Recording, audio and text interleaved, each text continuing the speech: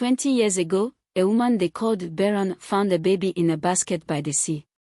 20 years later, that baby would stand before thousands with golden eyes that burned like stars, while the woman who tried to murder her begged for mercy she wouldn't get. But I'm getting ahead of myself. Because this story isn't about revenge. It's about what happens when the person everyone calls worthless raises someone priceless. When the woman who couldn't have children becomes the only real mother a future queen ever knew. Stay with me. Because by the time I'm done telling you what Adanna went through, what they put her through for 20 years, you'll understand why an entire kingdom fell to its knees before a woman who used to eat scraps. Let me take you back to the morning that changed everything. She found the baby floating in a basket worth more than her entire village. But here's what Adanna didn't know. 3 kingdoms had been searching for this child for 20 years. The woman who wanted her dead had already murdered 17 people to keep a secret. And in exactly 20 years, this abandoned infant would burn down everything Adanna thought she knew about mercy, power, and revenge. All she saw that morning was a dying baby who needed her. The storm had been vicious. 3 fishing boats swallowed whole. Chief Okoro lost both his sons in one night, their bodies never found, their mother still screaming at dawn. The sea had taken what it wanted and left nothing but grief behind. Adanna knew about grief. 8 years ago, the same ocean stole her husband. Left her with empty arms and a title worse than death, barren widow. In her village, that meant you were nothing. Less than nothing. A woman who couldn't give life, married to a ghost. She'd gone to the shore for driftwood. Not to help anyone. Nobody helped her anymore. Just to find scraps to burn, to cook the scraps of food she could afford. The basket was wedged between 2 rocks like the ocean had placed it there on purpose. Inside, a baby girl, maybe 8 months old, wrapped in cloth that shouldn't exist. Gold thread. Symbols from a language nobody in Obairi could read. And in the corner, stitched so small you'd miss it, a crescent moon cradling 3 stars. The baby was barely breathing. But when Adanna lifted her, those tiny fingers grabbed on like they'd been waiting. Like they knew. Strange thing was, the child didn't cry. Just stared up with eyes that seemed too old for a baby's face. Eyes that knew things. Adanna could have walked away. Should have walked away. A woman with nothing, finding a child worth everything. That never ends well. Instead, she hid the baby under her wrapper and ran home. Biggest mistake of her life. Also the best thing she ever did. Before we dive deeper, let us know in the comments where you're watching from. We'd love to hear from you, and don't forget to hit that subscribe button so you never miss any of our upcoming videos. By morning, everyone knew. In a village this small, secrets last about as long as morning dew. Chief Okoro arrived with half the village behind him. 2 days since his sons drowned, and his grief had turned into something dangerous. Something looking for a target. You have something that doesn't belong to you, he said. Adanna stood in her doorway. The child is mine now. The crowd gasped. 8 years of silence, and these were the words she chose. Yours. Okoro laughed, but it was the kind of laugh that made children hide. A barren woman suddenly has a baby. After the storm that killed my boys. He stepped closer. Close enough that she could smell the palm wine on his breath, see the red in his eyes. Storm children bring curses. Everyone knows this. She goes back to the sea, or more will die. The crowd agreed. They always agreed with Okoro. Fear does that to people. But something had changed in Adanna. Maybe it was the weight of the baby sleeping inside. Maybe it was 8 years of being invisible finally breaking something loose. She pulled back her wrapper, showing everyone the child. Look at her, Adanna said. Really look. Does she look hers to you? The baby was beautiful. Even the women who hated Chioma couldn't deny it. I've lost everything you can lose and still be breathing, Adanna continued. My husband. My dignity. My place in this world. If the gods finally sent me something, just one thing, that's mine, you have to kill me to take her. The silence stretched until it hurt. Okoro made his decision. Keep her then. But you're both ghosts now. No market. No well. No help. When sickness comes, and it always comes, you handle it alone. He turned to leave, then stopped. I hope she's worth what she'll cost you. 15 years. Let me tell you what 15 years of hate looks like when you're living through it one day at a time. Year 1. Chioma was learning to walk when she knocked over a pot of palm oil. Okoro's wife dragged Adanna outside and slapped her hard enough to leave marks for a week. Wasting food on a demon child while real babies starve. Chioma watched from the doorway, too young to understand why Mama was bleeding, old enough to know it was her fault. Year 3. Chioma caught fever. Shaking, burning, the kind that takes children in the night. Every healer in Obari refused to come. Adanna walked 12 miles through the dark to the next village. Traded her wedding cloth, the last beautiful thing she owned, for medicine that might not work. She held Chioma all night, singing the same song over and over until the fever broke at dawn. Chioma never knew how close death came that night. Year 6. Why can't I go to school, Mama? Because Chief Okoro forbade it. Because demon children don't deserve education. But Adanna didn't say that. She pulled out her dead husband's books instead. I'll teach you myself. And I'm smarter than any teacher in that building. Every night, by candlelight that Adanna couldn't afford to burn, they read together. Kayameka learned faster than any village child. Words were her escape. Books were her rebellion. Year 10. The Harvest Festival. Every girl got new clothes except Chioma. She didn't complain, never complained, but Adanna saw her watching. That night, while Chioma slept, Adanna cut up her own wedding dress. The last piece of her old life. Her fingers bled twice from the needle. By morning, Chioma had the prettiest dress at the festival she wasn't allowed to attend. Year 15. The meat. Always the meat. At every gathering, Adanna gave hers to Chioma. I'm not hungry, she'd lie. Chioma always knew. She always ate it anyway. Because refusing would hurt worse than hunger. By the time Chioma turned 16, even the people who hated her couldn't ignore what she was becoming. Strange things happened around her. Things nobody could explain.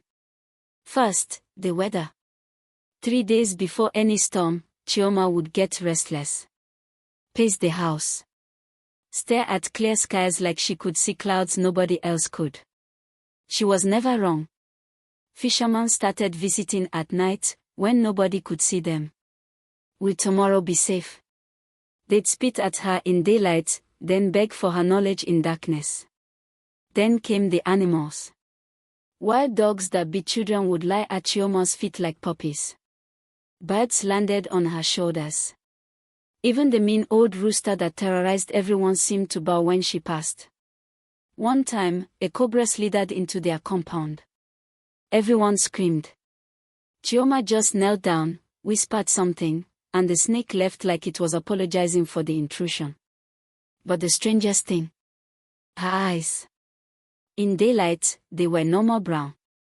Beautiful, but normal. Under the full moon, though, they changed. Gold leaked into them like honey filling water. Just for a moment. Just long enough to make you question what you saw. Adanna noticed first. Tried to convince herself it was moonlight playing tricks. But month after month, the same thing happened. Mama, Chioma asked one night, why am I different? How do you answer that? How do you tell a child that different might mean dangerous? Different isn't wrong. Adanna said finally. Different is just purpose waiting to show itself. Chief Okoro noticed too. He'd started visiting fortune tellers, asking about the girl. One told him something that made him go pale: the child from the water will sit higher than any seat in your village. He thought it meant she'd destroy them. He had no idea how literally true it was. Emeka started showing up at 17. Young fisherman with a good boat and a better smile. He'd pass by with extra fish that somehow always needed to be given away. Fixed their leaking roof, because he was already in the area. Looked at Chioma like she was sunrise and sunset combined. And Chioma. She looked back the same way. They tried to be subtle. Failed completely. Young love is the loudest secret in the world. When Emeka asked his parents for permission to marry her, his father's fist answered before his mouth did. The punch sent Emeka sprawling. His mother wept for 3 days straight like someone had died. She has no family, his father roared. No lineage. No history. You want your children cursed. You want them carrying demon blood. Emeka was forbidden from seeing her. Locked in his room for a week. Threatened with worse if he disobeyed. He went anyway. Of course he went. They met at the river bend where Adanna had found Chioma 17 years ago. They met in the forest where trees hid them from judgmental eyes. They made promises young people make when they believe love conquers everything. I'll find a way, Emeka would say. We'll be together, Chioma would answer. Neda noticed Chief Okoro's grandson watching from the bushes. Recording every touch. Every whispered promise. Every moment that would later be used as evidence. The boy ran straight to his grandfather with news that made the old man smile for the first time since his sons drowned. Because if you can't destroy someone with fear, you destroy them another way. You make them hope. Then you crush it. The village meeting was called 3 days later. Everyone required to attend. Even Adanna and Chioma, who usually weren't invited to anything. Chief Okoro stood before them all, his face arranged in false concern. My friends, I have found a solution to the curse that has plagued us for 17 years. A stranger stepped forward. Northern clothes. Cold eyes. Hands that looked comfortable hurting people. This is Trader Ozomba. He has graciously agreed to take the storm child into his household. She will serve him in the north. Our village will finally be free. The words took a moment to land. Then Adanna understood. They weren't just casting Chioma out. They were selling her. Like property. Like cattle. She is not for sale. Adanna's voice cut through the murmuring crowd. She is nothing, Okoro replied calmly. A thing with no family, no rights, no value except what someone is willing to pay. And this village has carried her burden long enough. Emeka pushed through the crowd. You cannot do this. She's a person, not. His father's hand clamped over his mouth, dragging him back. The message was clear: speak again and you'll regret it. Trader Ozomba examined Chioma like livestock. She'll do. Young. Strong. 3 days, I take her north. The crowd voted. Hands rose one by one. Almost everyone agreed. Even people Adanna thought were neutral. Even families she'd helped once, long ago. Fear and hate make people agree to terrible things. That night, while Adanna held Chioma and tried not to cry loud enough to be heard, there was a knock at the door. Mama Ngozi stood there. The old widow who'd been kind when kindness was dangerous. But tonight, she looked different. Pale. Trembling. Dying. I can't hold the secret anymore, she whispered. It's time you knew who your daughter really is. Mama Ngozi collapsed inside before she could finish the sentence. Adanna caught her, laid her on the mat. The old woman's breathing was shallow, her skin cold. My heart, Ngozi whispered. I've known for months. But I couldn't die carrying this. She asked for the cloth Chioma had been wrapped in. The one Adanna had hidden under her mattress for 17 years. Her fingers traced the golden embroidery, the crescent moon cradling 3 stars. "This is the royal seal of Ashura," she said. "The kingdom of the moon. My husband traded there for 30 years. I recognized it the day you found her." Adanna felt the room tilt. Royal. This cloth was made for royalty. Only the queen's household could create stitching this fine. Only a princess would be wrapped in this. Ngozi gripped Adanna's hand hard. "Your daughter isn't cursed. She's a queen. Or was meant to be." Chioma, listening from the doorway, couldn't breathe. "Fine as you bike," Ngozi continued, her voice fading. "The merchant who travels between coast and kingdoms. He camps near the mountain pass. 3 days' journey. He'll know the truth. But go tomorrow. Before Ozomba takes her. Promise me." "I promise." Mama Ngozi smiled. Released Adanna's hand. And stopped breathing. They buried her before dawn in a secret grave only they would know. Then Adanna made a decision that terrified her. At midnight, she woke Chioma. "Pack only what you can carry. We are leaving." "Where?" "To find out who you really are." They crept toward the village gate. A figure stepped from the shadows. "Emeka." "I knew you'd run," he said. "I'm coming with you. Your family already chose their side. It's not mine." He looked at Chioma with fierce eyes. "Where she goes, I go." Behind them, Chief Okoro slept peacefully, certain his victory was guaranteed. By sunrise, his prize would be gone.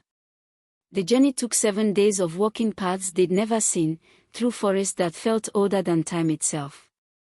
On day 2, bandits surrounded them. 5 men with machetes and intentions worse than robbery. The leader grabbed Chioma's arm. "Pretty thing. She'll sell well." Emeka fought. Got knocked down. Adanna screamed.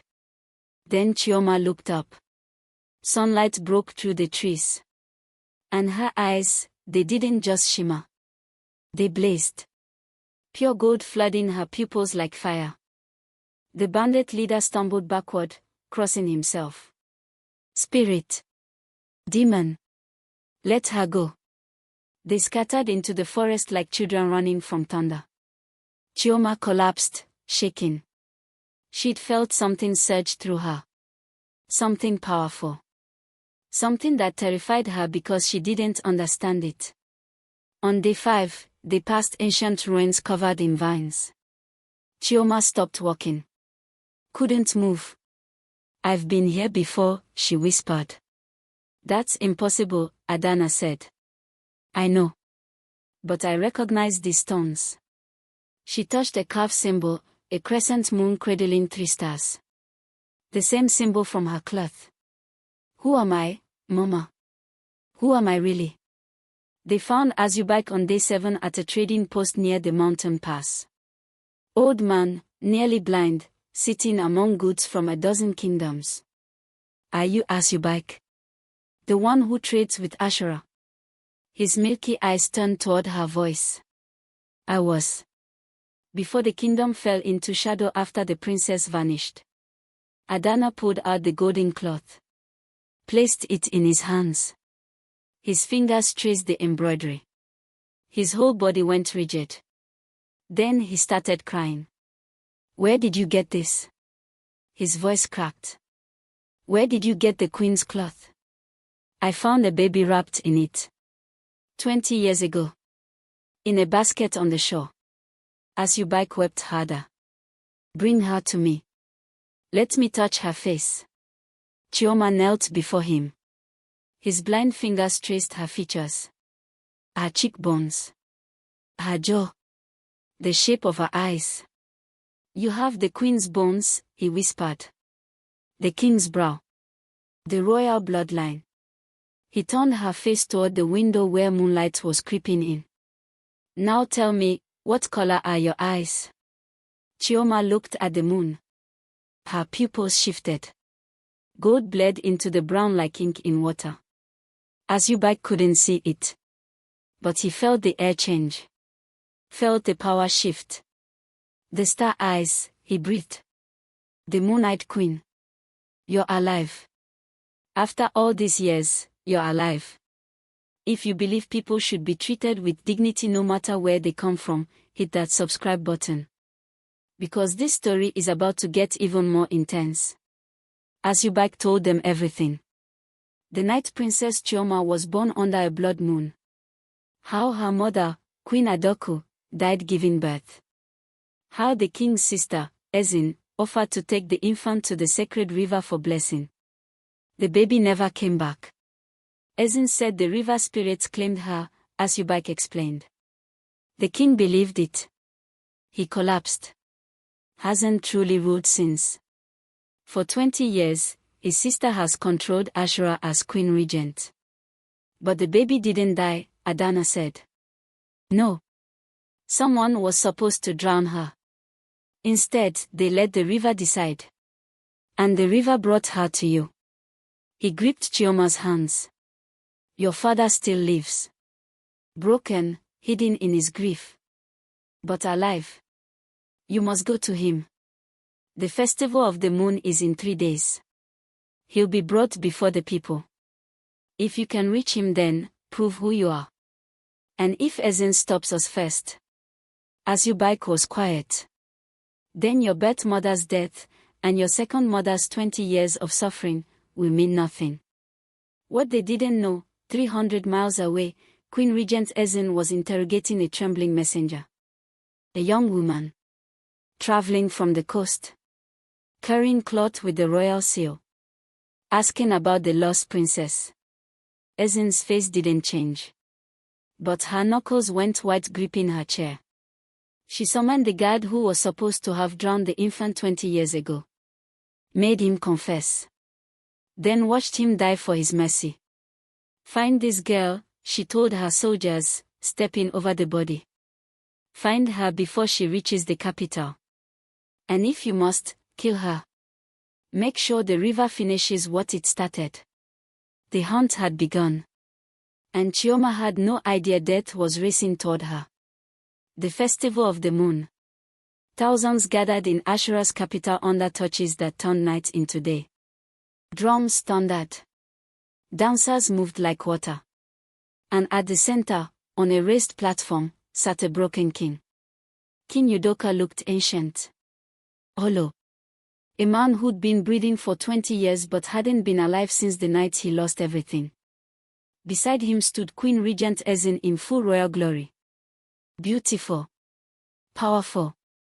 A woman who'd built an empire on lies and blood.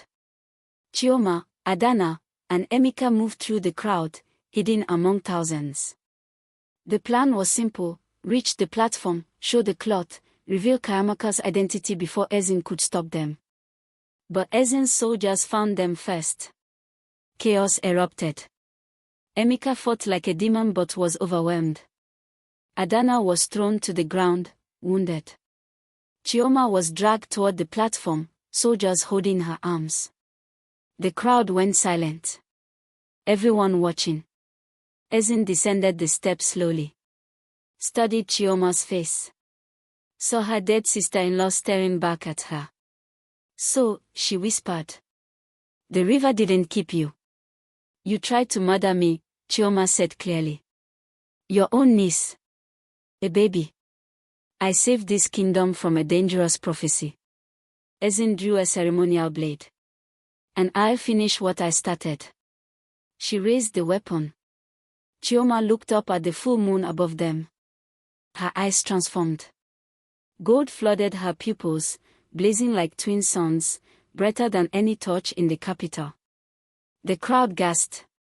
The ancient prophecy was real. Ezin hesitated. The blade trembled. Then a voice broke 20 years of silence. Stop. King Udoka stood at the platform's edge. Frail. Shaking. But his eyes were finally alive. Bring her to me, he commanded. Bring me my daughter. Brother, you're confused, Ezin started. I have dreamed of her face every full moon for 20 years, Udoka said. I thought I was going mad. But I was remembering. He walked down the steps, ignoring guards, ignoring his sister. Stood before Chioma. Touched her face with trembling hands. Your mother's eyes. Your grandmother's spirit. Tears streamed down his weathered face. My daughter. My child. You came home. Chioma collapsed into his arms. 20 years of questions answered in one embrace. Behind them, Ezin backed away. But the crowd had already turned. The truth was spreading like wildfire. Her reign was over. 3 days later, Ezin was exiled to a barren island. Her son Tebena, raised on lies, renounced his claim to the throne. I want nothing built on murder, he said. King Udoka knelt before Adanna, a king kneeling before a village weaver. You raised my daughter when I couldn't. You gave her everything. I owe you a debt no kingdom can repay. I loved her, Adanna said simply. That's all. Then you are Queen Mother by right. Not by blood. By love. Days later, at Chioma's coronation, she placed a crown of river flowers on Adanna's head. They called you Barren, Chioma said, her voice breaking. But you raised a queen. You made a queen. Every good thing I am because of you. Adanna wept. For the first time in 30 years, they were tears of joy. The prophecy was fulfilled. The rivers were united. And the woman everyone called worthless became the most honored mother in the kingdom. What would you have done in Adanna's place? Would you have kept the baby knowing what it would cost? Drop a comment and let me know.